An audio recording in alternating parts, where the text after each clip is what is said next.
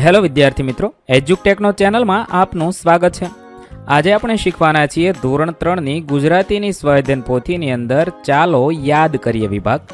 ચાલો યાદ કરીએની અંદર તમામ સમજ મેળવીશું, પ્રશ્નોના જવાબની સમજ મેળવીશું। વિદ્યાર્થી મિત્રો, દરેક પ્રશ્નોના જવાબ વિડીયોમાંથી જોઈને લખવાને બદલે તમારા વિચારો મુજબ જવાબ લખવા પણ જરૂરી છે। તો ચાલો શીખીએ ધોરણ 3ની સ્વાધ્યાયન પોથી ચાલો યાદ કરીએ।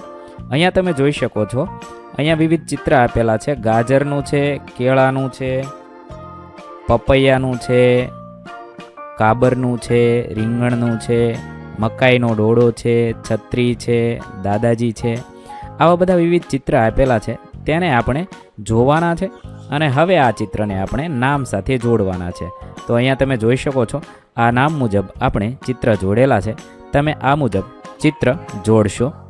ત્યારબાદ હવે એ ચિત્ર સાથે જોડેલ છે, હવે તેના આધારે આપણે વાક્ય બનાવવાના છે। જે મેં અહીંયા બનાવેલા છે। બકરી ઘાસ ખાય છે, ચોમાસામાં છત્રીની જરૂર પડે છે, મને રીંગણનું શાક ખૂબ ભાવે છે, હિમાનીને કેળા ભાવે છે, કાબર કલબલ કરે છે, પપૈયું કેસરી રંગનું હોય છે, ગાજરનો હલવો બનાવવામાં આવે છે, દાદા લાકડી રાખે છે, મકાઈનો ચેવડો મીઠો લાગે છે। આ મુજબ તમે કોઈ પણ વાક્ય બનાવી શકો છો। મેં અહીંયા જે વાક્ય બનાવ્યા છે એ જ વાક્ય બનાવવા જરૂરી નથી, તમે તમને મનગમતા વાક્ય બનાવી શકો છો। ત્યારબાદ જોઈએ મહાવરો 1। આપેલ ચિત્રને ઓળખી ખૂટતા અક્ષરો લખી ચિત્ર સાચું બને તે મુજબ નામ લખવાના છે। પહેલું ચિત્ર કમળનું છે, તો અહીંયા અળ આપેલો હતો, આગળ કમ એમ લખીએ કમળ। પછી છે અનાનસ, તો અહીંયા અનાનસ થશે। ત્યારબાદ આગબોટ, પછી આ છે કાતર, નિસરણી, વરસાદ। આ મુજબ આપણે ચિત્રને આધારે શબ્દ બનાવી લખીશું। ત્યારબાદ બીજો મહાવરો છે ચિત્ર જોઈ નામ લખવાના છે। પહેલું ચિત્ર કેરીનું છે, તેથી લખીશું કેરી। નારંગીનું છે તો લખીશું નારંગી। ત્યાર પછી સફરજન, આ બાજુ કેળું, દાડમ, પપૈયું, તરબૂચ। આ મુજબ તમે ચિત્ર જોઈ નામ લખશો। ત્યારબાદ મહાવરો 3 ચિત્ર જોઈ નામ લખો। આ ડૉક્ટર છે, તો અહીંયા ડૉક્ટર લખેલું છે। ત્યાર પછી પોલીસનું ચિત્ર છે, તો લખીશું પોલીસ। ત્યાર પછી વકીલનું ચિત્ર છે, તો લખીશું વકીલ। ત્યાર પછી શિક્ષકનું ચિત્ર છે, તો લખીશું શિક્ષક। ત્યાર પછી ટપાલીનું ચિત્ર છે, લખીશું ટપાલી। દરજીનું ચિત્ર છે, દરજી લખીશું। ડ્રાઈવરનું ચિત્ર છે, ડ્રાઈવર લખીશું। ત્યારબાદ મહાવરો 4 ચિત્રનું અવલોકન કરો અને આપેલા શબ્દનો ઉપયોગ કરી વાક્ય બનાવવાનો છે। અહીંયા તમે જોઈ શકો છો, મમ્મી છે રસોડામાં રસોઈ કરતા હોય તેવું દેખાય છે, તે ચિત્ર જોવાનું છે અને તેના આધારે શબ્દનો ઉપયોગ કરી વાક્ય બનાવવાના છે। મમ્મી, તો લખી શકાય મમ્મી રસોડામાં રસોઈ બનાવે છે। વિદ્યાર્થી મિત્રો, મેં અહીંયા જે વાક્ય બનાવેલા છે તે જ વાક્ય બનાવવા જરૂરી નથી, તમે તમને મનગમતા વાક્ય બનાવી શકો છો। ત્યાર પછી તપેલી, તેના આધારે વાક્ય બનાવ્યું છે, તપેલીમાં શાક બનાવ્યું છે। કપ રકાબી, તો કપ રકાબી એકબીજા પર ગોઠવેલા છે। થાળી, થાળીઓ ઘોડામાં ગોઠવેલી છે। માટલું, તો માટલામાં પાણી ભરેલું છે। આ મુજબ તમે લખી શકો છો। ત્યાર પછી મહાવરો 5 ચિત્રના આધારે વાક્ય લખો। અહીંયા તમે વાડીનું ચિત્ર જોઈ શકો છો, બાળકો રમી રહ્યા છે અને વાડીમાં લોકો કામ કરી રહ્યા છે। હવે ચિત્રને આધારે તમે લખી શકો છો, આ ખેતરનું ચિત્ર છે, ખેડૂત ખેતરમાં કામ કરે છે, બાળકો રમે છે, બાળક પક્ષીઓ ઉડાડે છે, વીજળીનો થાંભલો દેખાય છે, કૂતરો પણ દેખાય છે, બળદ પણ દેખાય છે, એક સ્ત્રી માથે ભારો લઈને જાય છે। આ મુજબ તમે ચિત્ર દોરી લખશો। ત્યારબાદ મહાવરો 6 ચિત્રને બંધ બેસતા વાક્ય સાથે જોડો। અહીંયા તમે જોઈ શકો છો, 2 છોકરા અને એક ભાઈ છે, તો છોકરાઓ એમને સાચવીને રસ્તો ઓળંગવામાં મદદરૂપ કરે છે। ત્યાર પછી કલ્પેશ અને કેવલ ક્રિકેટ રમે છે, મોહનભાઈને રસ્તો ઓળંગવો છે, મોહનભાઈ છોકરાઓનો આભાર માને છે, જે તમે આ ચિત્રમાં જોઈ શકો છો। આ મુજબ તમે ચિત્ર સાથે વાક્ય જોડશો। ત્યારબાદ મહાવરો 7 ચિત્રને આધારે વાક્ય લખવાના છે। અહીંયા એક ચિત્ર બગીચાનું છે, જે તમે જોઈ શકો છો, તેના આધારે વાક્ય લખવાના છે। મેં અહીંયા વાક્ય લખેલા છે, તમે તમને મનગમતા બીજા વાક્ય પણ લખી શકો છો।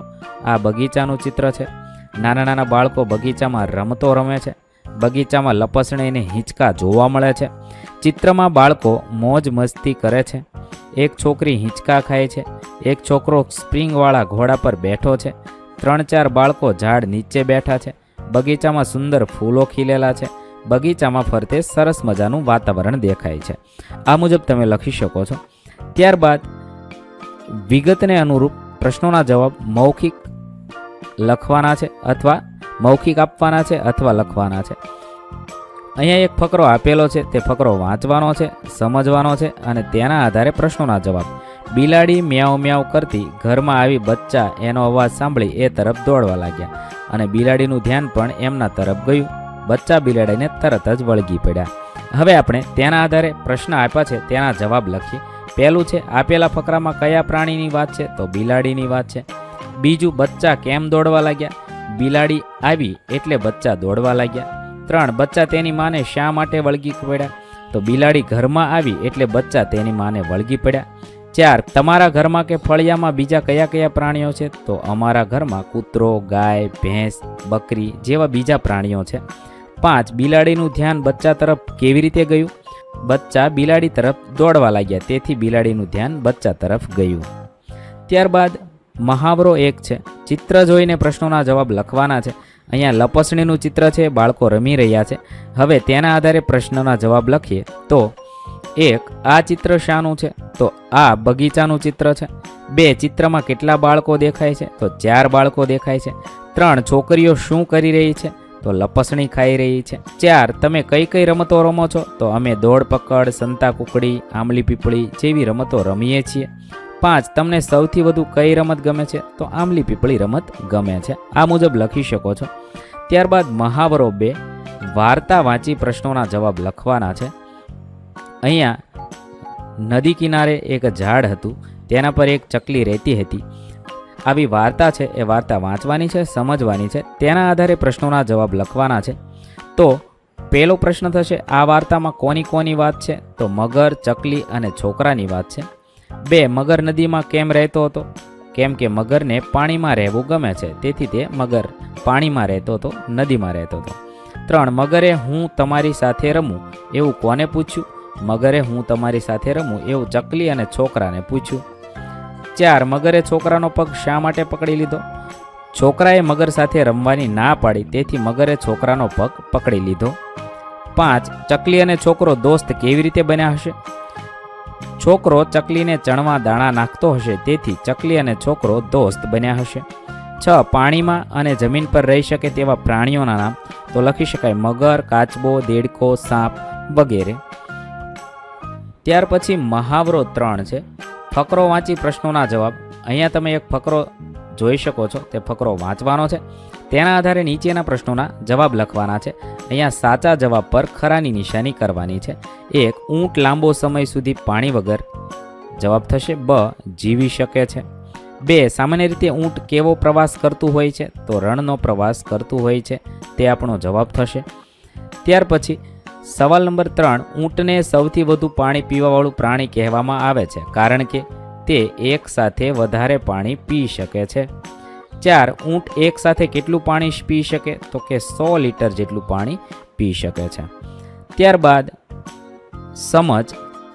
અહીંયા ઉદાહરણમાં શબ્દ આપેલા છે અને વાક્ય આપેલા છે, તે મુજબ તમારે જોઈ અને લખવાના છે. વેદ સરસ રમે છે, વેદ સરસ રમે છે. હવે મહાવરો 1 છે, વાંચો અને લખો. વિદ્યાર્થી મિત્રો, અહીં કેટલાક શબ્દ આપેલા છે, જે સાદા શબ્દ છે તે વાંચવાના છે અને ફરીવાર જોઈને લખવાના છે. ત્યાર પછી મહાવરો 2 પણ એવી રીતે જ છે, વાંચો અને લખો. દેવ જમે છે, દાદા સવારે જાગે છે, આગગાડી આવે છે, સૈનિક આવે છે. આ બધા વાક્ય છે એ તમારે વાંચવાના છે અને ફરીવાર જોઈને અહીંયા સામે લીટીમાં લખવાના છે. ત્યારબાદ મહાવરો 3, જોઈને લખો. ચોમાસામાં વરસાદ પડે, વરસાદમાં કપડાં પલળે, ઘરમાં વરસાદ આવે નહીં, ઘર આપણને વરસાદથી બચાવે. આવા કેટલાક વાક્ય આપેલા છે. આ બધા વાક્ય તમારે વાંચવાના છે, જોવાના છે અને જોઈને ફરીવાર સારા અક્ષરે લખવાના છે. ત્યાર પછી આગળ જોઈએ. ઉદાહરણ છે, નીચેનો ફકરો વાંચીને તેના આધારે ખરા ખોટા જણાવો. અહીંયા છે એક ફકરો આપેલો છે, તે ફકરો વાંચવાનો છે, સમજવાનો છે. તેના આધારે નીચેના પ્રશ્નોના જવાબ સાચા છે કે ખોટા લખવાના છે. 1, ચારુ આજે પિકનિક પર જવાની છે. વિધાન ખોટું છે. 2, તેણે બેગમાં ખાવા પીવાનો સામાન મૂક્યો. વિધાન સાચું છે. તેણે રમવા માટે એક ઢીંગલી પણ મૂકી. વિધાન ખોટું છે. તે પોતાનો મમ્મી પપ્પા સાથે પિકનિક પર ગઈ. વિધાન ખોટું છે. ત્યારબાદ મહાવરો એક ફકરો વાંચી ખાલી જગ્યા પૂરો. અહીંયા એક ફકરો આપેલો છે, તે વાંચવાનો છે, સમજવાનો છે, તેના આધારે ખાલી જગ્યા પૂરવાની છે. 1. ગામમાં બધી જ સુવિધા છે. 2. દવાખાનું બીમાર લોકોની સારવાર કરે છે. 3. ગામમાં સસ્તા અનાજની દુકાન છે. 4. પોસ્ટ ઓફિસ લોકોને ઉપયોગી બને છે. 5. પંચાયત ગામમાં હોય છે. ત્યારબાદ પ્રશ્ન નંબર 2 છે મહાવરો 2. નીચેની વિગત સમજી પ્રશ્નોના જવાબ. અહીંયા બાળકો માટેનો સેલ છે અને નીચેની વસ્તુ મળશે. તે બધી વસ્તુના નામ લખેલા છે, તે વાંચવાનું છે, સમજવાનું છે, તેના આધારે પ્રશ્નોના જવાબ લખીશું. સવાલ નંબર 1. સેલમાં રમત માટે ઉપયોગી વસ્તુ કઈ કઈ છે? તો ઢીંગલી છે, દડો છે. 2. ભણવા માટે કઈ કઈ વસ્તુ ઉપયોગી? Pen, lunch box, compass, sketch pen, ચિત્રપોથી. 3. તમને ખાવાની કઈ વસ્તુ લેશો? તો આઈસ્ક્રીમ, બિસ્કિટ, ચોકલેટ લેશું. 4. આ વસ્તુઓ પૈકી આંખની જાળવણી માટેની? તો ચશ્મા. 5. ચિત્ર દોરવા માટે કઈ કઈ વસ્તુ ઉપયોગી? ચિત્રપોથી અને સ્કેચ પેન. આ રીતે આપેલા કોષ્ટકને આધારે પ્રશ્નોના જવાબ લખવાના છે. ત્યારબાદ મહાવરો 3. ફકરો વાંચીને પ્રશ્નોના જવાબ લખો. અહીંયા છે પાંડવોનો ફકરો આપેલો છે, તે વાંચવાનો છે, સમજવાનો છે, તેના આધારે પ્રશ્નોના જવાબ લખવાના છે. 1. પાંડવો કેટલા ભાઈઓ હતા? તો 5 ભાઈઓ હતા. પાંડવો 5 ભાઈઓ હતા. 2. પાંડવોની માતાનું નામ શું હતું? તો કુંતી હતું. 3. પાંડવોના પિતાનું નામ શું હતું? તો પાંડુ રાજા હતું. 4. ભીમ પાસે શું હતું? તો ગદા હતી. 5. કોની પાસે ધનુષ હતું? તો અર્જુન પાસે ધનુષ હતું. 6. પાંચેય ભાઈઓ પાંડવો કેમ કહેવાયા? પાંડુ રાજાના દીકરા હોવાથી તેઓ પાંડવો તરીકે ઓળખાયા. 7. અર્જુન કઈ વિદ્યામાં હોશિયાર હતો? તો બાણ ચલાવવામાં હોશિયાર હતો. સવાલ નંબર 8. ભીમ સિવાય બીજા કોની પાસે ગદા હોય છે? તો ભીમ સિવાય બીજા હનુમાનજી પાસે ગદા હોય છે. ત્યાર પછી સમજ. અહીંયા ઉદાહરણ આપેલું છે. મ ચ છ ર તો મચ્છર, બ ખ ત ર તો બખ્તર. એ મુજબ અહીંયા મહાવરો 1 આપેલો છે, જોઈને લખવાનું છે. ટક્કર, લશ્કર, સજ્જડ, દખ્ખણ, અલ્પાહાર આપેલા શબ્દ જોઈને ફરીવાર લખવાના છે. ત્યારબાદ મહાવરો 2 છે, ઉદાહરણ મુજબ શબ્દ બનાવી લખવાના છે. અ વત્તા સ્ત તો અસ્ત, સૂર્યાસ્ત, વ્યસ્ત, શિસ્ત, ચુસ્ત, મસ્ત. ત્યારબાદ વન્ય, ધાન્ય, શૂન્ય, અનન્ય, નાવિન્ય, અન્ય આ મુજબ તમે લખી શકો છો. ત્યારબાદ મહાવરો 3. વાક્ય વાંચો અને લખો. આપેલા વાક્ય વાંચવાના છે અને જોઈને ફરીવાર લખવાના છે. મહાવરો 4. ફકરો વાંચી જોડાક્ષરવાળા શબ્દ શોધી લખવાના છે. સ્પર્ધા, વસ્ત્રો, નૃત્ય. આ સિવાય બીજા કયા છે? તો નિસર્ગ, નિસર્ગે, પછી કર્યું, પછી આકર્ષક, પછી દ્રશ્ય. આ બધા જોડાક્ષરવાળા શબ્દ આપેલા છે. ત્યારબાદ મહાવરો 5. વાક્ય બનાવો. શર્ટ તો સફેદ રંગનો શર્ટ મને ગમે છે. મુઠ્ઠી તમારી મુઠ્ઠીમાં શું છે? વ્યાયામ કરવાથી શરીર તંદુરસ્ત રહે છે. પટ્ટો કૂતરાના ગળામાં કાળા રંગનો પટ્ટો છે. આ રીતે તમે લખી શકો છો. ત્યારબાદ મહાવરો 6. 15મી ઓગસ્ટ વિશેનો ફકરો છે, તેની અંદરથી તમારે 5 જોડાક્ષર શોધી લખવાના છે.